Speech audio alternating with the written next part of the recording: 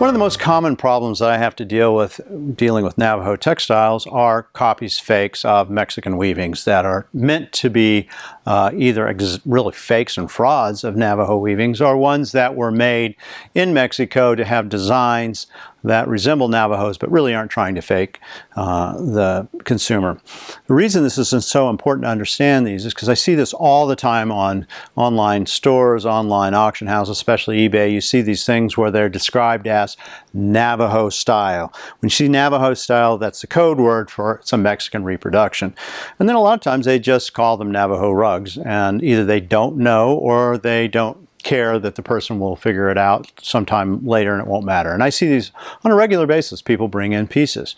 Now, there are great Mexican weavings, and the Mexican population has a wonderful tradition of blankets. Things like this is a classic salteo serape, as is this. These are early blankets that were very desirable, and there's less than 1,000 of these in existence. You also have early New Mexico blankets like this, and New Mexico blankets like this.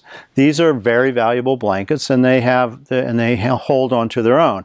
But pieces like this, which is a Mexican copy of a Navajo rug, you need to know what you're looking at. The person who bought this as a Navajo rug.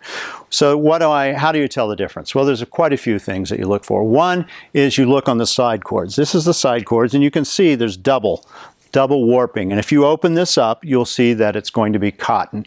So the Mexican weavings usually use commercial cotton. They'll be warped 1 or 2 or even 3 times with heavy plied cotton warp. They will also, on the ends, if you look at the ends, these are done on horizontal looms. Vertical looms are made on the Navajos. The horizontal looms, they get cut off, and what they do, because the Navajo weavings are a continuous warp, it means the warp is all the way around, and the Mexican knockoffs aren't. So what they do is they take the warp and they run it back through and try to make it look continuous.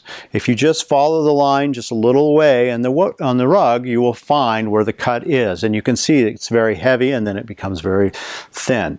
The other way you can tell is that Navajo rugs, as a general rule, have lazy lines. Lazy lines are a diagnostic characteristic of Navajo weavings, early weavings, that show where the weaver moved position and there's a diagonal line. Now, there have been Mexican knockoffs that do make lazy lines, and they're trying again to fool the person by making these. But again, they don't make them the same way as the Navajo, and they just put a few in for looks. The other thing that you can't tell, unfortunately, on the film, but you can if you feel them, is the wool is very light and inferior to the hand-spun Navajo rugs of the Dene. So if you just feel it and it seems very light, you better be concerned that this may not be a Navajo rug. It may be a Mexican piece. Now, if it's a Navajo blanket and an early piece, they can be light too, and it's just because the wool is very fine and thin. The other thing is when you look at the design elements. One of the most commonly knocked off pieces that I see probably every 2 to 3 weeks are the Yeis. So the Navajos made Yeis. These have value, but a lot of Mexican Yebiches and Yeis are made, and generally you can distinguish these always because of the other things, but you also look at the designs themselves, and the Yebiches and the Yeis are very poorly thought out. They're usually just the figures. They don't have any other designs or any other borders. And again, if you look at the ends, you're going to see that they've been pulled back in or cut off. They're going to have the double selvage cords, and the wool will be light. If you're ever in doubt if it's a Navajo rug, do not buy it unless they guarantee it to be made by Navajos. These are some of the pitfalls that I've seen. Buyer beware when it comes to buying things, especially online, and if you don't have a guarantee, I wouldn't buy it.